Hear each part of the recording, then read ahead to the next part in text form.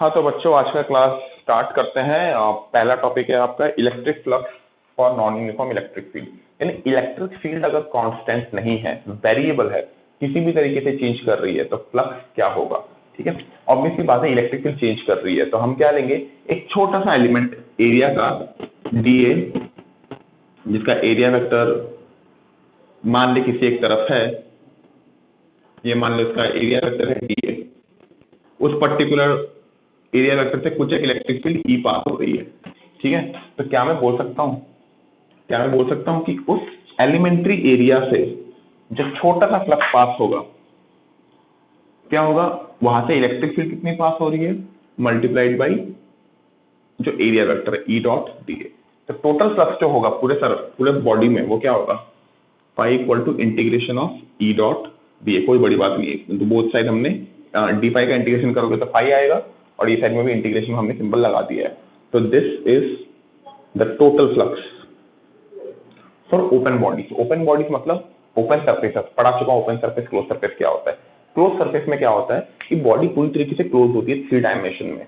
Close surface का example हो गया कंप्लीट क्यूब। लेकिन अगर हम one face of A cube की बात करेंगे, क्यूब के किसी पर्टिकुलर फेस की बात करेंगे, एक क्यूब में 6 फेसेस होते हैं, किसी भी पर्टिकुलर फेस की बात करेंगे, that face will be considered as an open area, but the whole cube will be considered as an closed area. Similarly sphere closed है। ठीक है, तो जब हम वो करते हैं, क्या कहते हैं, क्लोज्ड बॉडीज लेते हैं फॉर क्लोज्ड सरफेसेस, तब जब इंटीग्रेशन लगता है क्लोज सरफेस में, क्या पूरे सरफेस को इंटीग्रेट करना है, पूरे सरफेस को कंसीडर करना है। जब पूरे सरफेस को कंसीडर करना है तो वहां पे एक नया टाइप का इंटीग्रेशन आता है, जो आपको पहली बार मिल रहा है phi total equal to closed integration of E dot D A. यहाँ पे बस एक क्लोज्ड लूप एक टाइप का आ जाएगा इंटीग्रेशन में, that is for closed integration. इसको लेके अभी बिल्कुल मत घबराओ, एकदम सिंपल चीज है, एकदम सिंपल चीज है। जब आगे हम सम्स कराएंगे तब आपको समझ में आएगा, it's just like simple normal integration, एकदम नॉर्मल इंटीग्रेशन की तरह, कुछ बड़ी बात नहीं है। ठीक है, तो टोटल फ्लक्स आपका क्या होता है बेटा, this is the real formula, closed integration of E dot D A. ठीक है बेटा, तो ये वाला पार्ट आप लिख लो अभी के लिए। हाँ तो बच्चों हम आ चुके हैं गॉस लॉ में। एक चैप्टर में हम अभी तक फ्लक्स पढ़ चुके थे। अभी हम फ्लक्स, मैंने बताया था कि गॉस लॉ को पढ़ने में हमें फ्लक्स चाहिए होता है, तो धीरे धीरे हम चीजों को रिलेट करेंगे अभी। ठीक है, तो गॉस लॉ क्या बोलता है, total flux linked with A close surface. एक क्लोज सरफेस से जो टोटल फ्लक्स होगा, व्हाट इज फ्लक्स, एनर्जी का मेजर, कितना एनर्जी निकल रही है। ठीक है, flux linked with A close surface, एक क्लोज सरफेस से, यानी कि आप स्फीयर ले लो, आप क्यूब ले लो, क्यूबॉइड ले लो, सिलेंडर ले लो, यानी close surface is equal to the ratio of charge enclosed by the close surface and permittivity of free space. यानी कि जो टोटल फ्लक्स होगा that will be equal to उस क्लोज सरफेस के अंदर कितना चार्ज है डिवाइडेड बाय एप्सिलॉन नॉट। ठीक है, इस चीज का प्रूफ करा रहा है, इस चीज का प्रूफ करा रहा है। अभी पार्ट थोड़ा बहुत आपको थियोरेटिकल लग सकता है, मे बी आज का लेक्चर थोड़ा बहुत थियोरेटिकल लग सकता है, बट उसके बाद आपको और ये समझ में आएंगे। आज थोड़ा सा थियोरेटिकल वैसे लग सकता है। प्रूफ देखते हैं भाई, प्रूफ क्या है फॉर स्फेरिकल सरफेस। हम एक स्फेरिकल सरफेस के लिए प्रूफ कर रहे हैं, हम इसके बाद आपका उसके लिए भी प्रूफ करेंगे, रैंडम सरफेस के लिए भी प्रूफ करेंगे। ठीक है, पहले स्फीयर के लिए प्रूफ करते हैं, जो कि बहुत इजी प्रूफ है। एक चार्ज क्यू है, एक आर रेडियस के स्फीयर में रखा हुआ है।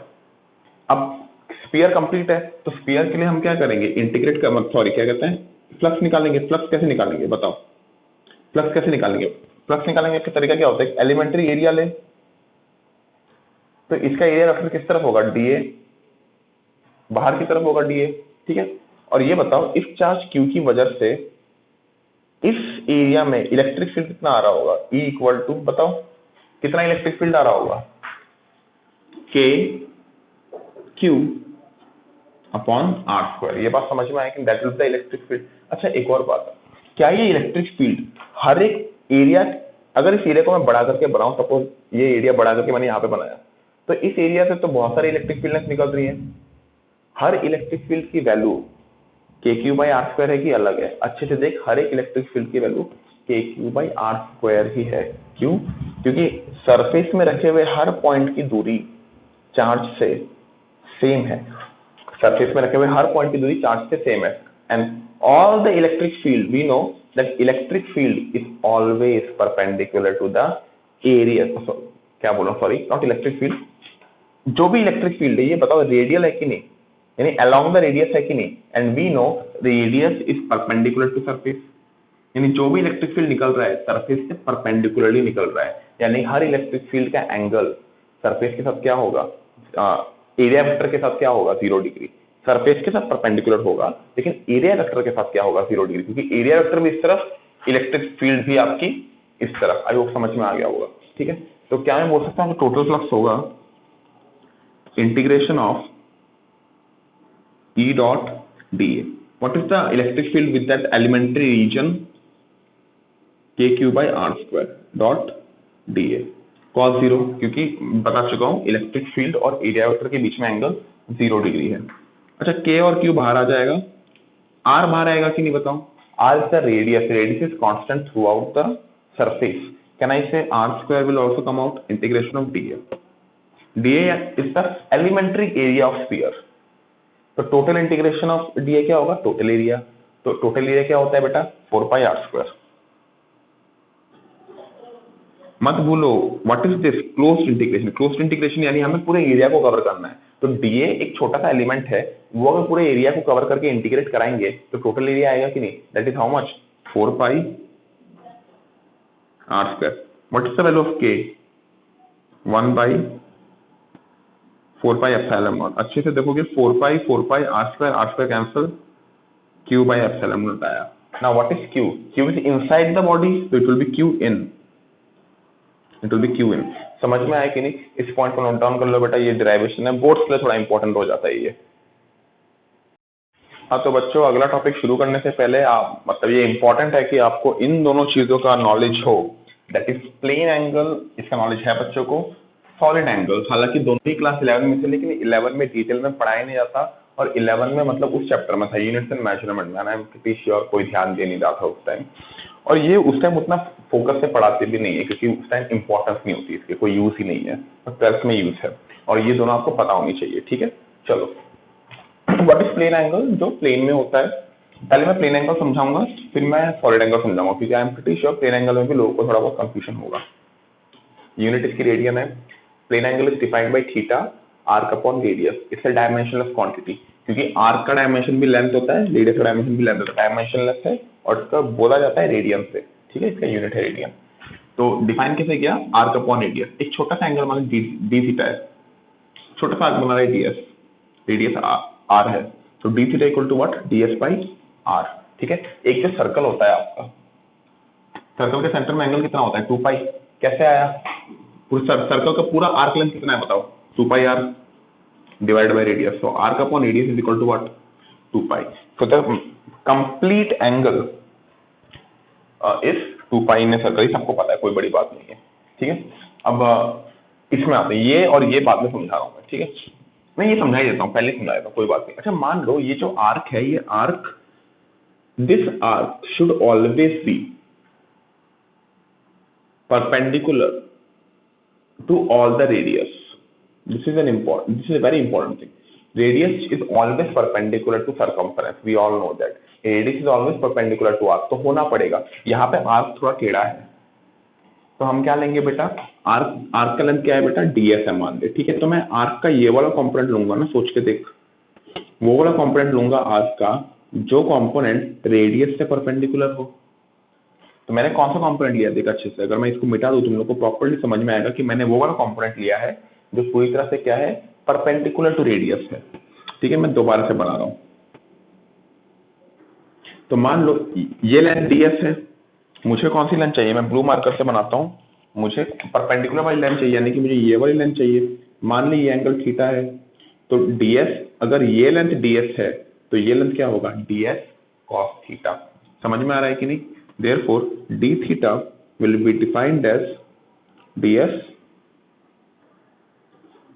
cos थीटा, dl मान लो यार, ठीक है, dl मान लो, f पता नहीं यार, अच्छा है, तो dl इज फाइन, ठीक है, dl cos theta upon r, ठीक है। तो अगर हमें टोटल एंगल निकालना है तो हम क्या करेंगे, इंटीग्रेशन करेंगे व्हाटएवर, ठीक है।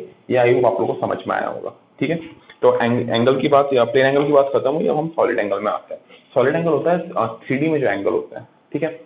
ऐसा इमेजिन कर, तुम रूम के कॉर्नर में देखो, एकदम वर्टेक्स में। आपको या तो मैं आपको यहीं पे दिखा देता हूँ, ये पूरा मेरे को निकालना पड़ेगा, चलो कोई बात नहीं, निकाल लेते हैं, इतना तो कर ही सकते हैं। जैसे आपको ये वाला दिख रहा होगा, ये बॉक्स दिख रहा होगा, इस बॉक्स के अंदर एक वर्टेक्स है 3D में, तो वहां पे भी तो कुछ एक सॉलिड 3D एंगल बन रहा होगा ना। Similarly for other vertex also. तो रियल लाइफ में इसका बेसिक एग्जाम्पल आप रूम का कॉर्नर देखो, रूम के कॉर्नर जहाँ पे 3 वॉल आके मिल रहे हैं, टॉप वॉल और साइड के 2 वॉल, इस 3D एंगल टाइप ऑफ, इस 3D angle type of thing is forming. Since आप लोग इतना ये सब चीजों में मतलब एकेडमिक ओरिएंटेड था नहीं ये चीज पहले, इसलिए आप लोग को थोड़ा बहुत कंफ्यूजन हो सकता है, but I am pretty sure slowly आप लोग की ये सब चीजें क्लियर होती जाएंगी। तो that angle is called solid angle, तो 3D में होती है एंगल, ठीक है। तो 3D एंगल को डिफाइन कैसे किया गया, ये डिफाइन किया गया है ऐसे, दोबारा बता रहा हूँ, डिफाइन किया गया है ऐसे, ठीक है। तो यूनिट क्या है, स्टेर रेडियन, FTE रेडियन, स्टेर रेडियन, ठीक है, FTE रेडियन। इसको ओम से डिनोट करते हैं इस एंगल को, ठीक है। इसको डिफाइन इससे किया गया, एक बहुत बड़ा सर्कल मान ले, एक तो मैं तुम लोग को यहाँ से एक्सप्लेन करता हूँ, इस चीज से एक्सप्लेन करता हूँ। बहुत बड़ा एक स्फीयर मान ले, सर्कल नहीं स्फीयर, सर्कल से तो प्लेन एंगल बनेगा, एक स्फीयर मान ले। तो स्फीयर में एक छोटा सा एलिमेंट्री एरिया कंसिडर कर, तो वो एरिया स्फीयर के सेंटर में एक कोन शेप बनाएगा कि नहीं, एक कोन शेप बनेगा कि नहीं, सोच के देख। यहाँ पे एक एरिया है that will make a cone shape, and उस एरिया में रेडियस का हर एक रेडियस परपेंडिकुलर होगा टू दैट एरिया। समझ में आया? तो radius has to be perpendicular with that surface area, okay, that is the condition. ये आप लिख भी सकते हो। तो एक कोन बना रहा होगा कि नहीं, तो वो कोन के बीच अंदर एक एंगल होगा कि नहीं, वो एंगल क्या होता है, that angle is the area upon radius square. Area का डायमेंशन क्या है बेटा, एल स्क्वायर, रेडियस स्क्वायर का डायमेंशन भी L square, so it is again dimensionless quantity, ठीक है। तो ये वाला जो एरिया होगा, अच्छा एरिया अगर ये वाला है तो एरिया वेक्टर इस तरफ।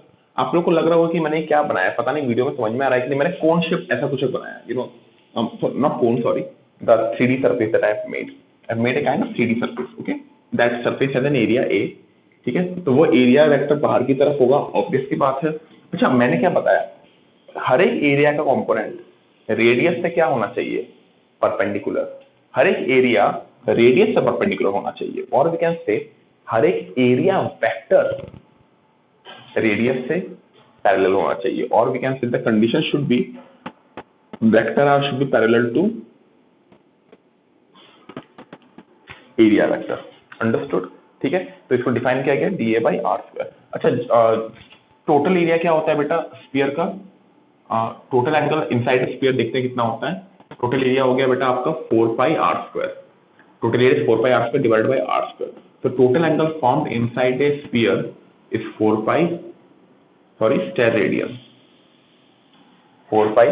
स्टेर रेडियन।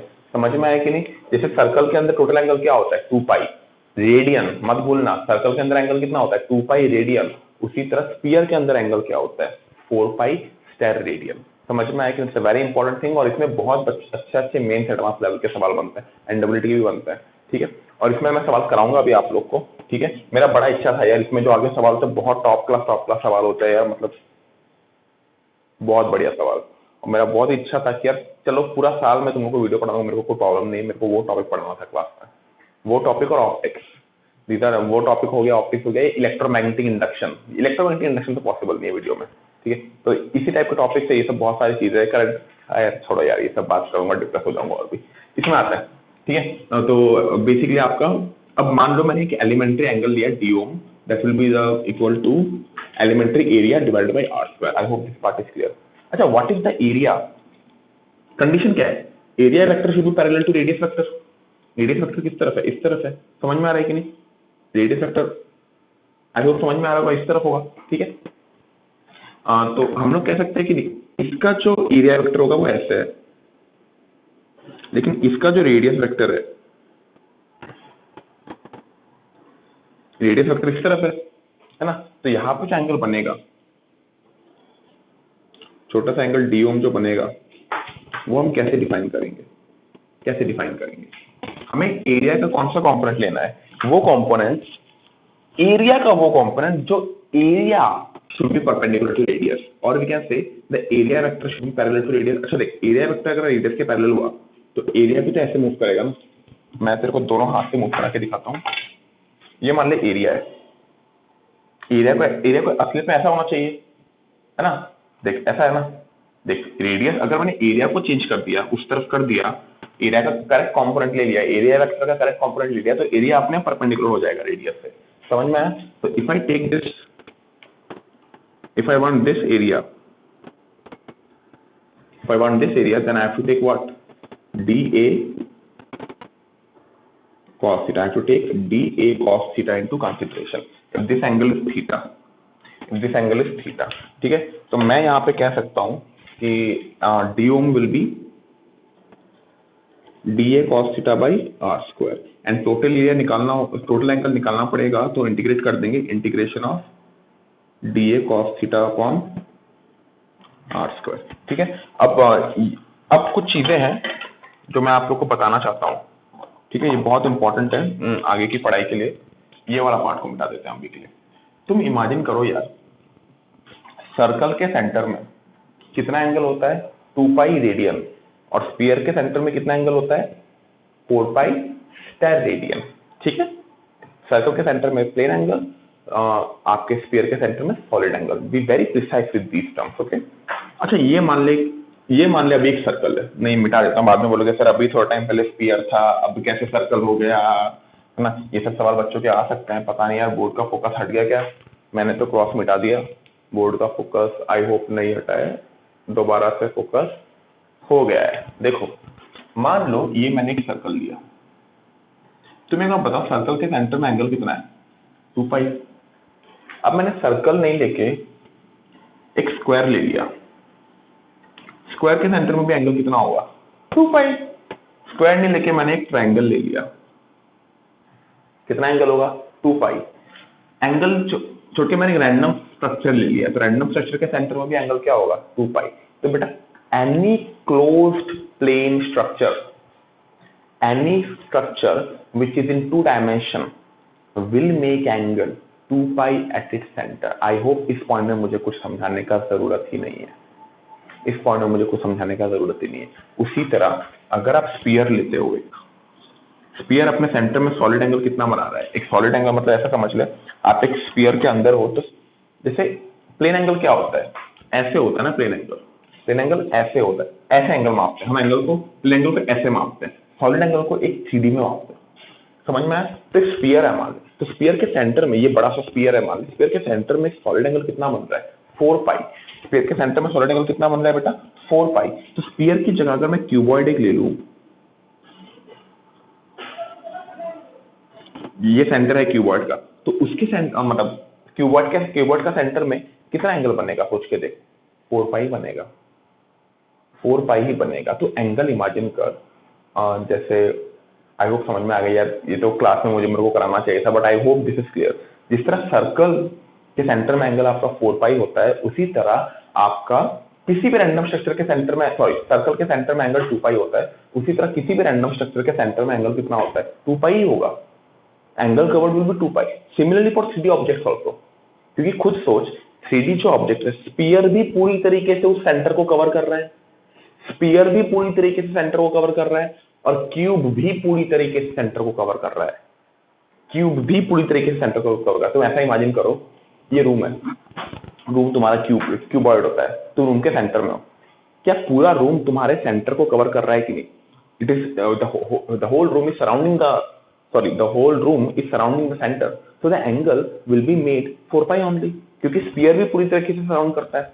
जैसे मैं बताऊं, जैसे सर्कल है, सर्कल भी, अब मैं सर्कल की बात कर रहा हूँ 2D ऑब्जेक्ट की, सर्कल सेंटर में एंगल 2 पाई क्यों बना रहा है? क्योंकि सर्कल पूरी तरीके से सराउंड कर रहा है। अगर सर्कल थोड़ा सराउंड कम करेगा तो एंगल अलग बनाएगा ना, क्योंकि ये जगह ने सराउंड नहीं किया, तो पूरा सर्कल सराउंड कर रहा है, इसलिए एंगल कितना बना रहा है? 2 पाई। ट्राइंगल भी तो पूरा ही सराउंड कर रहा है, स्क्वायर भी तो पूरा ही सराउंड कर रहा है। Any structure, any close structure will surround its center, therefore in 2D it will make an angle 2 pi. In 3D, sphere is also surrounding the structure, cube is also surrounding the structure center, आपका cuboid is also surrounding the center, therefore the angle made will be 4 pi star radian always for a closed 3D object. तो ये वाला आप point आप लिख लो, मैं लिखा नहीं रहा हूँ.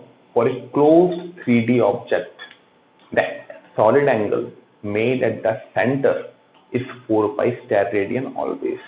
For a closed 3D object, total solid angle made at the center or any point inside it. Centre की बात छोड़, किसी भी पॉइंट में. जैसे मैं तेरे को बताता हूँ, ये सर्कल लिया मैंने, सेंटर ले, कोई भी पॉइंट ले ले, कोई भी पॉइंट. ये पॉइंट में तो टोटल एंगल 2 पाई है, ये पॉइंट में टोटल एंगल 2 पाई, ये पॉइंट में टोटल एंगल 2 पाई, ये पॉइंट में total angle 2 pi.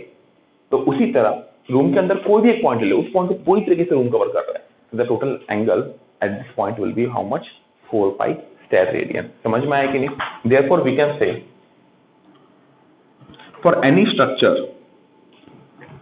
total solid angle will be the integration of dA cos theta by r square of the whole structure. मान ले मैंने एक जैसे मैं आपको बताता हूँ, यहाँ पे बताता हूँ. मान ले मैंने स्फीयर छोड़ के कोई एक रैंडम 3D ऑब्जेक्ट लिए. 3D ऑब्जेक्ट है, मैं बना नहीं सकता बोर्ड में, आपको ही पता है. एक रैंडम 3D ऑब्जेक्ट है, 3D बहुत रैंडम सा एक 3D ऑब्जेक्ट है. तो 3D ऑब्जेक्ट के बारे में अगर बात करूं तो मान लो मुझे सॉलिड एंगल निकालना है. तो मैंने क्या किया, एक एलिमेंट्री कोन माना यहाँ पे. आई होप यहाँ पे दिख रहा हो कि एलिमेंट्री कोन माना. तो इसका एरिया वेक्टर डीए इस तरफ. तो हम कौन सा कंपोनेंट लेंगे? वो कंपोनेंट लेंगे डीए का जो रेडियस से पैरेलल होता है, तो that will be how much? D A cos theta. So can I say छोटा सा जो सॉलिड एंगल आएगा d omega will be what? Area divided by R square. मुझे अगर टोटल इंटीग्रेशन करूंगा, मैं क्लोज इंटीग्रेशन करूंगा, तो टोटल सॉलिड एंगल कितना आएगा? पूरा जो इसके अंदर कवर्ड है, पूरे इसके अंदर कवर्ड कितना एंगल होता है बेटा? हमेशा 4 पाई होता है. Therefore close integration of dA cos theta by r square is always 4 pi. Very important point. मुझे भी विश्वास नहीं हो रहा कि मैंने वीडियो में समझा दिया. पता नहीं यार तुम लोग में से कितने को समझ में आया. दोबारा अगर नहीं समझ में आया प्लीज कांटेक्ट करो क्योंकि ये बहुत इंपॉर्टेंट पॉइंट है. ठीक है बेटा, तो ये वाला पॉइंट आप लिख लो. It's a very important point for, ये लिख लेना, for any structure 3D close structure, solid angle made at any point inside that is 4 pi star radian. Again solid angle का यूनिट और आपका प्लेन एंगल का यूनिट टोटली अलग चीजें हैं. प्लेन एंगल आपका radian, solid angle steradian. ठीक है, लिख लो बेटा. हाँ तो बच्चों अभी बहुत इंपॉर्टेंट हम डेरिवेशन में आ चुके हैं, that is proof of Gauss law for any surface, जो कि ज्यादा इंपॉर्टेंट है. जब हम स्पेरिकल सरफेस लिया था वो एक पर्टिकुलर केस हो जाता है, लेकिन if you can proof it for any kind of surface, then हम हर जगह लगा सकते हैं. तब हम स्फीयर में भी लगा सकते हैं, क्यूब में भी लगा सकते हैं, किसी भी सरफेस में लगा सकते हैं. ठीक है बेटा, चलो देखते हैं proof of Gauss law for any surface. मान लो हमने एक रैंडम सा एक सरफेस लिया, any 3D. Again 3D surface, it's not a 2D object, it's a 3D surface. कोई 3D सा सरफेस है जिसके अंदर चार्ज क्यू है, हमें टोटल फ्लक्स निकालना है. ठीक है, तो ऑब्वियसली बात है, मान लो मैंने एक एलिमेंट्री सरफेस, ये थोड़ा कंपैरेटिवली बड़ा बना रहा हूं, हालांकि बहुत छोटा सरफेस माना. यहाँ पे बहुत छोटा सा एक सरफेस है, तो उसका एरिया वेक्टर किस तरफ है बेटा? इस तरफ. अच्छा क्या बता, इस चार्ज के लिए जो इलेक्ट्रिक फील्ड होगी वो किस तरफ होगी? बट इलेक्ट्रिक फील्ड तो हमेशा radially outward, electric field charge से निकल के सीधा जाती है, उसका मतलब नहीं एरिया कैसा है. तो इससे जो इलेक्ट्रिक फील्ड निकलेगी, क्या वो इलेक्ट्रिक फील्ड ऐसी होगी? समझ में आ रहा है कि नहीं? मान लो इस पर्टिकुलर पॉइंट का डिस्टेंस सेंटर से कितना है? r. Can I say the elementary electric field, for not elementary, the electric field will be how much? 1 by 4 pi epsilon naught q by r square.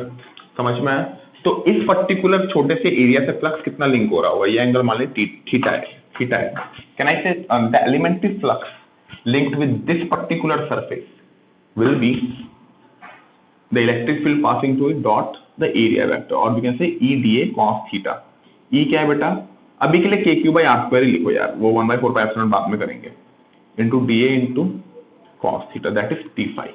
Total flux अगर निकालना है तो what I have to do? Closed integration. Don't forget we have to do closed integration.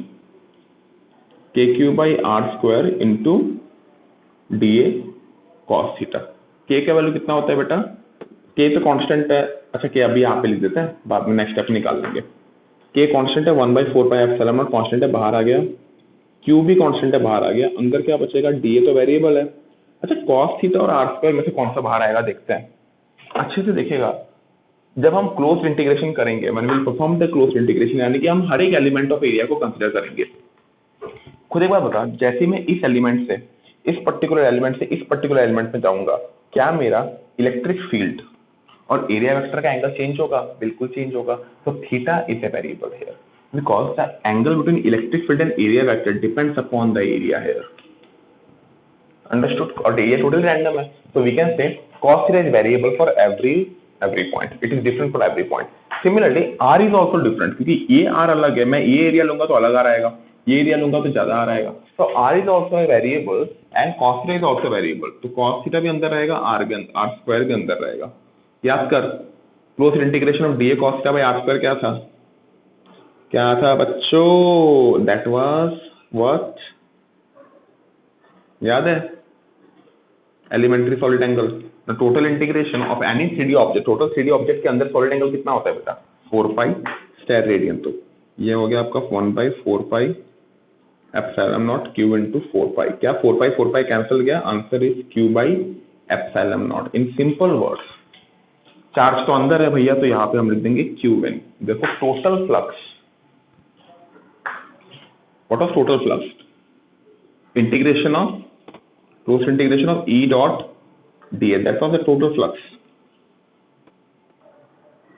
linked with any kind of surface, any surface is q in by epsilon naught। समझ में आया कि नहीं?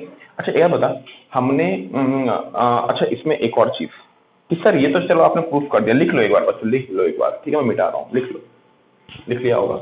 अब बोलोगे कि सर ठीक है सर, आपने पहले तो बताया था कि q in by epsilon, हमको फील नहीं आ रही सर, कि सर हमको फील नहीं आ रही कि क्या है ये फ्लक्स, क्यों है ये फ्लक्स, क्या q in by epsilon not, ये क्या है, मेरे को समझ में नहीं आ रहा। बिल्कुल सही बात है बेटा। एक बात इमेजिन कर, what is flux? It is the amount, measure of amount of energy, कितनी एनर्जी निकल पा रही है। समझ में आ रहा है कितनी एनर्जी निकल पा रही है फ्लक्स से? देखते हैं एक बार। ये मान ले एक स्फीयर है, स्फीयर के लिए फ्लक्स कितना आ रहा था बेटा? q in by epsilon not. ये कोई रैंडम बॉडी है, उसके लिए फ्लक्स कितना आएगा? q इन बाय एप्सिलॉन, वो जो कि हमने अभी प्रूव किया। How can they B equal? How can they B equal? मान ले अच्छा दोनों के अंदर चार्ज q है, चार्ज q है। लेट अस इमेजिन एक द चार्ज q। अब हम सिचुएशन थोड़ा चेंज कर लेते हैं, ठीक है, रियल लाइफ सिचुएशन लेते हैं। फ्लक्स क्या है? एनर्जी। एनर्जी इमेजिन कर, चार्ज q की जगह 100 बच्चे बैठे हुए हैं, 100 students are sitting there, 100 students are sitting there. यहाँ पे भी 100 बच्चे बैठे हुए हैं, यहाँ पे भी 100 बच्चे बैठे हुए हैं। अब मैंने क्या किया, बड़ा रूम है, अभी डायग्राम थोड़ा एनलार्ज करो, मेंटली सोचो कि एक फील्ड है जिसमें 100 बच्चे कहीं बीच में बैठे हुए हैं और मैंने बाहर में एक सर्कल ड्रॉ किया। मैंने एक और ग्राउंड लिया जहाँ पे और 100 बच्चे बैठे हैं और मैंने बाहर में ऐसा कुछ एक रैंडम सा स्ट्रक्चर ड्रॉ किया, कुछ एक रैंडम सा स्ट्रक्चर ड्रॉ किया। अब मैंने बोला सारे बच्चे भागो लेकिन आउटवर्ड डायरेक्शन में, यानी रैंडमली नहीं भागना है, हर बच्चा आउटवर्ड डायरेक्शन में भागेगा। तो 100 बच्चे भाग सकते हैं आउटवर्ड डायरेक्शन में at a separation of how much angle? 3.6 degree. 360 degree total angle होता है ना यार, वो सब में नहीं जाएंगे, ठीक है। सारे बच्चे भागने शुरू किए। ठीक है, बता टोटल कितने बच्चे क्रॉस करेंगे इसको? अच्छा जो बच्चे क्रॉस कर रहे हैं, consider the students to be energy, each student is carrying some energy. कितने बच्चे ने क्रॉस किया? 100 बच्चों ने क्रॉस किया। इससे जब निकलेगा बच्चा, इसमें कितने बच्चों ने क्रॉस किया? कितने बच्चों ने क्रॉस किया? इसमें भी 100 ही बच्चों ने क्रॉस किया। तो amount of energy coming out is obviously same because that depends upon the charge inside. समझ में आया कि नहीं? अब आप स्फीयर को बड़ा लो छोटा लो, एनर्जी जो निकल रही है चार्ज से वो तो जाएगी ना स्फीयर के थ्रू। सोच के देख, अगर मैं छोटा स्फीयर लूं हाँ तो एनर्जी जाएगी, बड़ा स्फीयर लूं तब भी एनर्जी जाएगी उससे, और सेम अमाउंट ऑफ एनर्जी जाएगी क्योंकि जो चार्ज जो एनर्जी प्रोड्यूस कर रहा है, चार्ज जो एनर्जी प्रोड्यूस कर रहा है यानी कि इलेक्ट्रिक फील्ड जो प्रोड्यूस कर रहा है वो तो निकल रही है रेडियली आउटवर्ड। तो वो छोटा स्फीयर हो, बड़ा स्फीयर हो, रैंडम स्ट्रक्चर हो, कुछ भी हो, एनर्जी तो निकलनी ही है। तो flux for any closed object is हमेशा q in by epsilon not. समझ में आया बेटा? आई होप ये पार्ट आपको क्लियर हुआ होगा। हाँ तो बच्चों अभी हमारा नेक्स्ट सेट ऑफ क्वेश्चन शुरू होगा। देखो पहले हमने क्या किया था, टोटल फ्लक्स कैसे निकाला था, इलेक्ट्रिक फील्ड इनटू एरिया से मल्टीप्लाई करके, जो कि हमने फिजिकल क्लास में किया था या शायद पहला वीडियो में, हाँ पहला वीडियो में किया था, क्योंकि अभी ये तो सेकंड वीडियो होगा। पहला वीडियो में जो किया था, अभी सेकंड वीडियो चल रहा है, हम फ्लक्स इस फॉर्मूला से निकालेंगे। समझ में आ रहा है? सेकंड वीडियो में हम फ्लक्स इस फॉर्मूला से निकालेंगे और थर्ड फोर्थ वीडियो में हम इन दोनों को रिलेट करके कुछ करेंगे। देख पहला वीडियो में क्या किया था, टोटल फ्लक्स निकाला था इस मेथड से, इस वीडियो में टोटल फ्लक्स निकालेंगे इस मेथड से, और बाद में जब रियल हमारा चैप्टर शुरू हो जाएगा, मतलब चैप्टर शुरू हो चुका है, जो एप्लीकेशन जब शुरू होगा तब हम ये दोनों को रिलेट करेंगे, ये दोनों को रिलेट करेंगे। समझ में आ रहा है कि नहीं? सिर्फ ये दोनों को रिलेट करेंगे और हमारा आंसर आ जाएगा। ठीक है चलो, तो अभी हम सिर्फ ये वाला फॉर्मूला लगाने वाले हैं, Q in by epsilon not. अब ऐसा समझ, बॉडी अगर क्लोज्ड है तो टोटल फ्लक्स हमेशा क्या होगा, Q in by epsilon not. अभी समझा चुका हूं मैं। ठीक है, पहला सवाल, एक स्फीयर है, स्फीयर के सेंटर में रखा हुआ है एक charge Q. What is the total flux linked, what is the total flux linked, Q in by epsilon not. Answer क्या है, क्यू, यहां पे लिखते हैं answer, Q in by Q by epsilon not. ठीक है, इन मतलब इनसाइड, वो आपको आंसर में लिखने की जरूरत नहीं है, वो बस मैं ऐसे लिखता हूं ताकि आपको याद रहे। नेक्स्ट बोला, what will happen if radius is doubled. अगर रेडियस को मैंने डबल कर दिया तब भी तो पूरा का पूरा एनर्जी इसी स्फीयर से जा रहा है ना भाई, तभी फ्लक्स क्या होगा, क्यू बाई एप्सिलॉन नॉट। समझ में आ रहा है कि नहीं? समझ में आ रहा है? कोई भी डाउट? ठीक है चलो नेक्स्ट। नेक्स्ट, अच्छा अगर बोले कि नहीं सर हमको तो ये आपका लॉजिक तो सर हमको समझ में आ रहा है, लेकिन अगर एग्जाम में पूछा व्हाई, तो क्या बोलेंगे? ठीक है, इसका भी प्रूफ है, चले प्रूफ कर ही देता है, एक प्रूफ कर देता है, फालतू प्रूफ है, बिल्कुल कोई समय लगाने की जरूरत नहीं है। जब पहले स्फीयर था, ठीक है, जल्दी प्रूफ करूंगा, ठीक है, आप अगर कोप अप ना भी करो कोई प्रॉब्लम नहीं है।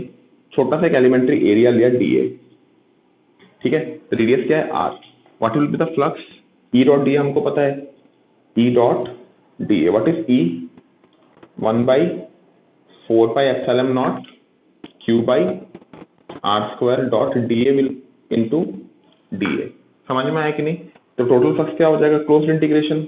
अच्छा क्या बता, स्फीयर है ना, तो 1/4 एप्सिलॉन नॉट कांस्टेंट, क्यू भी कांस्टेंट, रेडियस भी कांस्टेंट, तो यहाँ पे आ जाएगा आपका closed integration. What is closed integration of D A, closed integration of D A is 1/4 epsilon nought Q by R square into total area, total area is how much, 4 R square. देख अच्छे से देख, R square cancel, 4 cancel, answer क्या है, Q by epsilon not. अगर मान ले मैंने रेडियस को डबल कर दिया,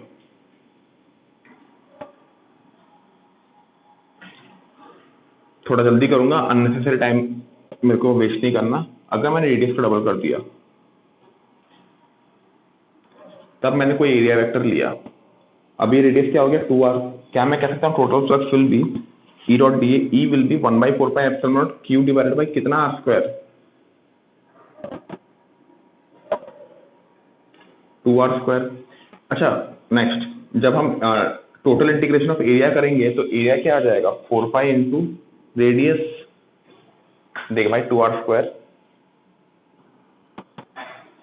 और 2r स्क्वायर कैंसिल गया कि नहीं, रिजल्ट बेटा सेम है, तू प्रूफ करना है कर, जो करना है कर। आई होप समझ में आया होगा, इतना लंबा खींचूंगा नहीं मैं इसको। ठीक है, नेक्स्ट आपका, नेक्स्ट अभी सवाल मैं लिखाऊंगा नहीं, अभी मैं सवाल लिखाऊंगा नहीं, अभी मैं सवाल सिंपली क्या कराऊंगा, बोलूंगा और सॉल्व करूंगा, और आपको कोप अप करना है। आपको डाउट होता है आप मेरे को बिंदास फोन करो। ठीक है, ये वाला क्लास मुझे चाहिए था फिजिकल क्लास, लेकिन अब क्या कर सकते हैं बेटा, जितना हमारे पास है उसी के साथ हमको मैनेज करना पड़ेगा। पहला सवाल, अगर ये हेमिस्फीयर है, एक हेमिस्फीयर कटोरी होती है ना, कटोरी, मान ले एक टेबल है, एक मान ले ये मेरा फोन है, ये फोन का सरफेस है, फोन का सरफेस मान ले बहुत बड़ा बहुत ही बड़ा बहुत बड़ा एक टेबल है, फोन के सरफेस में एक चार्ज क्यू रखा हुआ है, एक सरफेस में दिखेगा नहीं आप लोगों को, पता नहीं यार दिख रहा है कि नहीं, मान लो ये चार्ज क्यू रखा हुआ है, ये चार्ज है जो ब्लू मार्क है, दैट इज चार्ज, मैंने एक कटोरी ला के रख दिया इसके ऊपर, what is the flux passing through the कटोरी, ये सवाल है। समझ में आया कि नहीं? अच्छा एक बात बता, इन सिंपल वर्ड्स, इन सिंपल वर्ड्स, अगर कंप्लीट स्फीयर होता तो टोटल फ्लक्स कितना होता, क्यू बाई एप्सिलॉन नॉट। अगर कंप्लीट स्फीयर होता, अभी आधा स्फीयर है ना, तो फ्लक्स कितना होगा, क्यू बाई 2 एप्सिलॉन नॉट, आधा फ्लक्स होगा। समझ में आ रहा है? इसको मैं समझाने का और इजी तरीका बताता हूँ। What is flux? It is a measure of energy. ऐसा है, अब मैं बताता हूँ इस सवाल को सॉल्व करने का सिंपल तरीका क्या है। ऐसा इमेजिन कर, जो वो है चार्ज है, ये ट्रिक बता रहा हूं सोचने का, चार्ज को लाइट सोर्स की तरह ट्रीट कर। Consider Q to be a light source, bulb की तरह ट्रीट कर, और ये देख कि सरफेस से बल्ब से निकलने वाली एनर्जी टोटल एनर्जी का कितना हिस्सा है। क्या बता, बल्ब से एनर्जी किस तरफ निकल रही है? ऊपर भी, इसको बल्ब मान ले, बल्ब से एनर्जी ऊपर भी निकल रही है, नीचे भी निकल रही है। ऊपर कितना हिस्सा जा रही है? आधा हिस्सा। नीचे कितना हिस्सा आ रही है? आधा हिस्सा। तो ऊपर में अगर आधा हिस्सा जा रही है तो ऊपर फ्लक्स कितना लिंक होगा? आधा Q/2ε0। क्या ये ट्रिक समझ में आया? समझ में आया? सिंपल तरीका है। इसको क्या मानेगा? बल्ब मानेगा, और सरफेस से कितना एनर्जी लिंक हो रही है बल्ब की, कितना लाइट लिंक हो रही है बल्ब की, बस खत्म। समझ में आया कि नहीं? ठीक है, अगला सवाल।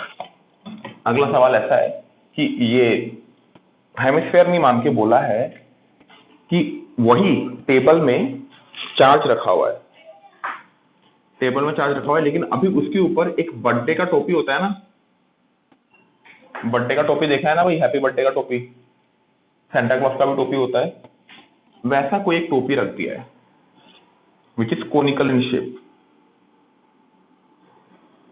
अभी फ्लक्स कितना होगा बताओ? सोचो, वीडियो पॉज करके सोचो, आंसर एक दिमाग में रखो और फिर वीडियो को प्ले करो। आंसर है इसका Q/2ε0। वाई?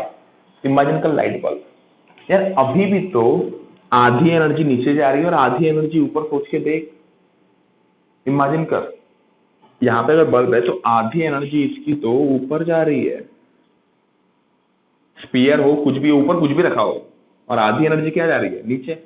तो इसमें 50% फ्लक्स लिंक हो रहा है कि नहीं हमारे सरफेस के साथ? क्या ये सवाल समझ में आया? ठीक है, नेक्स्ट क्वेश्चन। अब सवाल बस आप लोग वो करते जाओ, मैं बोलते जाओ, सवाल बस लिखो, क्वेश्चन फ्रेम करके लिखो और लिखते जाओ, वो मेरा काम नहीं है। ठीक है, अब बोला है एक सर्कल, एक स्पीयर है, स्पीयर के अंदर एक डाइपोल रखा हुआ है, एक डाइपोल रखा हुआ है। What is the total flux? Total flux is how much? Obviously close surface है, total flux is what? Q/ε0। What is Q/, plus Q minus Q। Total charge अंदर कितना है? प्लस Q और minus Q, that is the total charge inside, divided by ε0। What is the value? 0। तो total flux linked with a dipole is what? 0। अब बोलोगे sir ये तो समझ में आया, एक्सप्लेनेशन क्या है? एक्सप्लेनेशन सुन अच्छे से। What is flux? एनर्जी। भूलना नहीं है बच्चों, भूलना बिल्कुल नहीं है। फ्लक्स मतलब क्या है? एनर्जी का मेजर। अच्छे से देखिए, अगर प्लस है, ये माइनस है, डाइपोल में जो इलेक्ट्रिक फील्ड होती है, याद है ऐसा था, मैं ऊपर वाले पार्ट का नहीं बना रहा हूं, ऊपर वाले पार्ट का नहीं बना रहा हूं, ठीक है, सेम हो ऊपर वाला पार्ट। तो ये कुछ एनर्जी का हिस्सा तो सीधा प्लस से निकल के माइनस में जा रहा है, कुछ एनर्जी का हिस्सा सीधा प्लस से निकल के माइनस में जा रहा है, तो वो एनर्जी बाहर ही नहीं जाती। फ्लक्स क्या होता है? जब एनर्जी बाहर जाती है तो फ्लक्स होता है। बताया था कि नहीं पिछले वीडियो में भी, और आज भी बताया था, एनर्जी जब सरफेस से बाहर जा रही है तो फ्लक्स आता है, अंदर आ रही है तो फ्लक्स नेगेटिव आता है। ठीक है, इसमें देख, इसे मोस्ट ऑफ द एनर्जी तो अंदर ही है, लेकिन जो एनर्जी बाहर निकलेगी, ये एनर्जी क्या आई? बाहर आई, बाहर। वही एनर्जी वापस घूम के अंदर भी आएगी। कोई भी फील्ड देख ले, कोई भी इलेक्ट्रिक फील्ड देख ले, जो एनर्जी बाहर आई है, जो एनर्जी एक बार बाहर आई है, that will go inside. So whatever energy is coming out will go in. So total flux is always what? 0 for what? Dipole. समझ में आया कि नहीं? समझ में आया कि नहीं? सिंपल चीज, मजेदार चीज है। रीजन बेटा पूरा दे रहा हूँ, ट्रिक भी बता रहा हूँ, रीजन भी दे रहा हूँ। समझ में आ रहा है कि नहीं? तो बढ़िया होशियारी से समझो इन चीजों को। फ्लक्स क्या होता है? जनरली बच्चे बस सोचते हैं कुछ चीज होगा, फॉर्मूला बिठाओ निकालो। नहीं बेटा, मीनिंग है, टेक्निक है, बहुत इंपॉर्टेंट चीज है। आई होप यहां तक आप लोग को समझ में आ ही रहा होगा। ठीक है, नेक्स्ट सवाल में आते हैं। नेक्स्ट सवाल है, ये हो गया आपका एक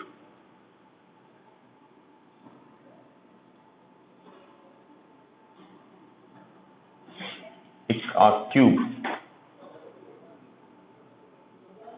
ये हो गया आपका एक क्यूब, और क्यूब के, छोड़ो यार, क्यूब के सेंटर में एक चार्ज क्यों रखा है? कितना फ्लक्स होगा बताओ? Q/ε0। कौन सी बड़ी बात है सर, क्या आसान सवाल पूछ रहे हो? ठीक है, नेक्स्ट क्वेश्चन।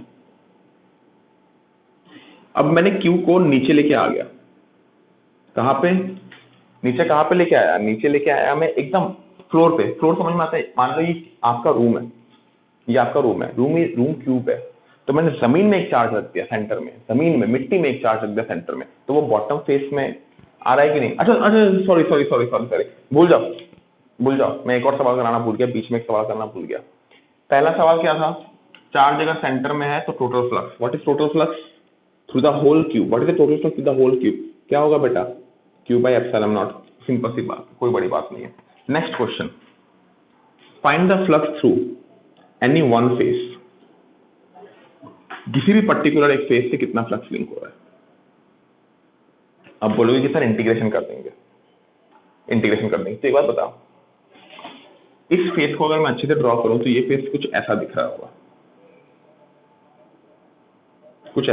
ये फेस जो भी है, चार्ज यहाँ पे अगर तो एलिमेंट्री एरिया कुछ एक लेगा, कुछ भी एलिमेंट्री एरिया ले, तो वो तो इलेक्ट्रिक फील्ड के, ये इलेक्ट्रिक फील्ड के साथ जो एलिमेंट्री एरिया है वो कोई एंगल नहीं बना रहा, लेकिन जैसे जैसे ऊपर जाएगा एरिया वेक्टर ऐसा और क्या लिख रहा हूँ यार, इलेक्ट्रिक फील्ड ऐसी लेकिन एरिया वेक्टर तो आउटसाइड, क्योंकि देख ये सरफेस पूरा फ्लैट है, तो all area vector will be parallel to each other, because the surface is flat.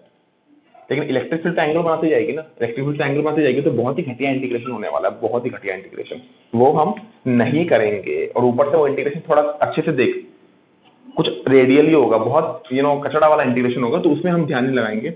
हम सिंपली क्या मानेंगे, लाइट, इस चार्ज को क्या मानेंगे, लाइट सोर्स की तरह। इमेजिन कर, तूने बल्ब रूम के सेंटर में रखा है, बल्ब जो है तूने रूम के सेंटर में रखा है, टोटल एनर्जी हर वाल में गिर रही है, तो एक वाल में कितना हिस्सा की एनर्जी गिरी, एक वाल में कितना हिस्सा की एनर्जी गिरी, एक वाल में टोटल कितने फेसेस है यार, 1 2 3 4 5 6 फेसेस है, तो 6 फेस में इक्वली गिर रही है ना एनर्जी, तो एक फेस में कितना होगा, क्यू बाई 6 एप्सिलॉन नॉट। क्या ये बात समझ में आया? कुछ भी डाउट बच्चों, कोई भी डाउट तो बोल दे भाई, कोई भी डाउट तो बोल दे, सिंपल सी चीज है, समझ में आया कि नहीं? ठीक है, चलो नेक्स्ट सवाल में आते हैं। आई होप समझ में आ गया होगा ये वाला पार्ट। नेक्स्ट सवाल ये बोला कि वही क्यूब है लेकिन कुछ एक ग्लिच है।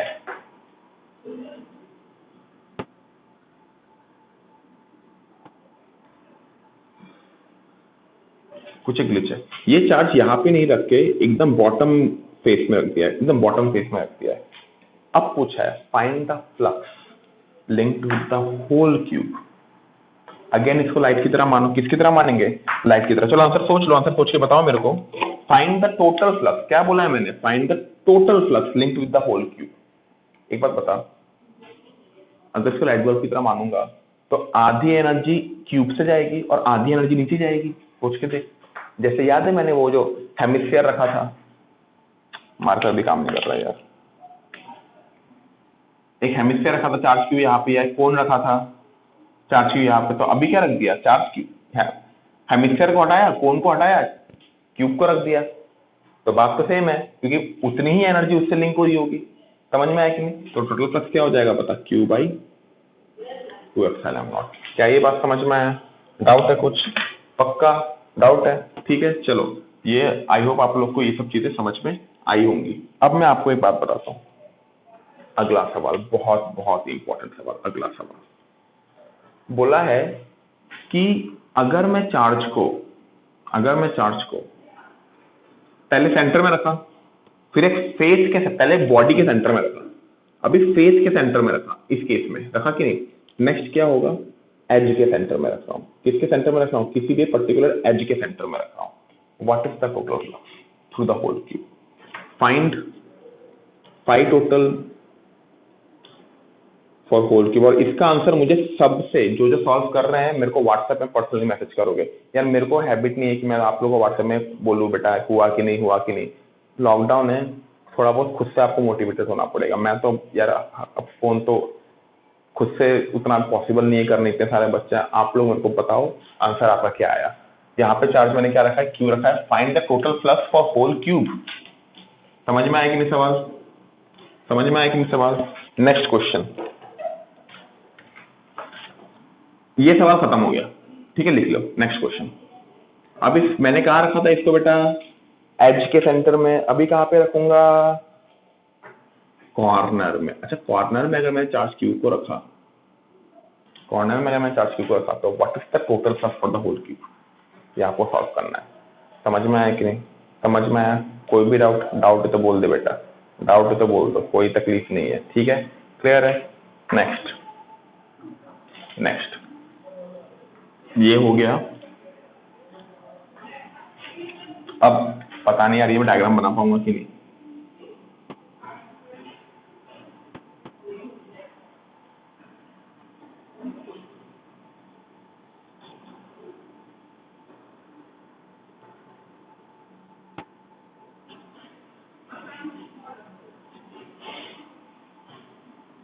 फिजिक्स लैब में आओगे तो जहाँ पे मैं या अरिंदम सर बैठते हैं उसके पीछे डब्बा खोला होगा तो देखा होगा कि प्रिज्म हम लोग ऐसे रखते हैं। किसी भी एक को कंसिडर कर, किसी भी एक पर्टिकुलर को कंसिडर कर, ये एक प्रिज्म है जिसको ऐसा रख दिया है। अगर मैं बोलूं तेरे को, प्रिज्म में देखा होगा आप लोगों ने कैसा होता है यार, ऐसा ही होता है ना। सॉरी, इतना मेरा आर्टिस्टिक स्किल्स बहुत खराब है यार। थर्ड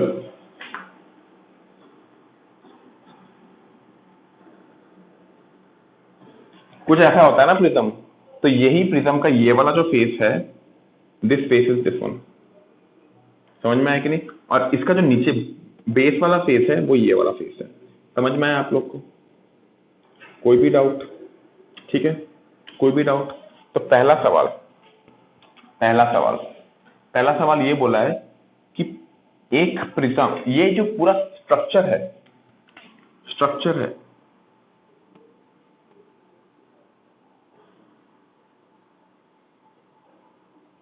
ये कुछ ऐसा होगा कि नहीं?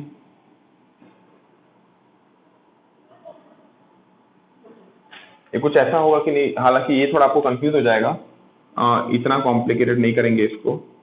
ये जो स्ट्रक्चर है, ये जो स्ट्रक्चर है, इसके सेंटर, ये मुझे पूरा ऐसा इमेजिन कर, मैंने 6 का 6 प्रिज्म को अलग कर दिया और एग्जैक्टली इनका हाइट मान ले h है, तो h/2 लेंथ में, h/2 लेंथ में मैंने एक चार्ज को प्लेस किया।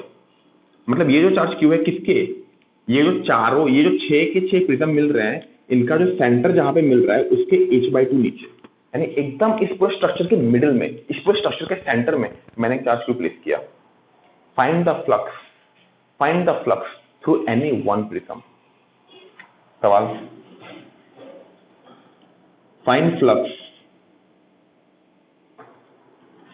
Through any one prism. समझ में आया कि नहीं?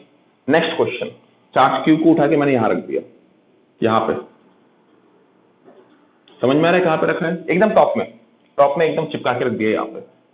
Now find the total flux through any one prism, किसी भी एक प्रिज्म से टोटल फ्लक्स निकालना है। क्या ये बात समझ में आया बेटा? ठीक है, तो ये सब सवाल मैंने आपको दिए, बढ़िया 4 सवाल दिए, सॉल्व करो और आंसर मेरे को फटाफट भेजो। ठीक है बेटा, चलो।